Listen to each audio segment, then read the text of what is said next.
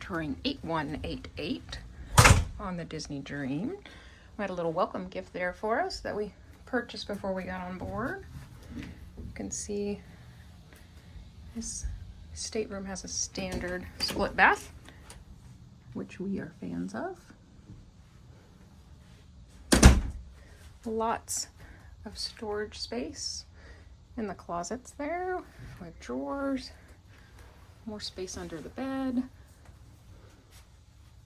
And this stateroom does have a pull down Murphy. So it sleeps 4.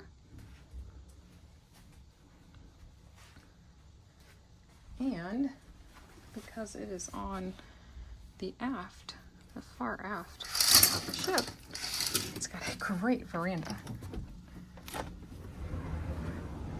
Right here in the middle of the ship.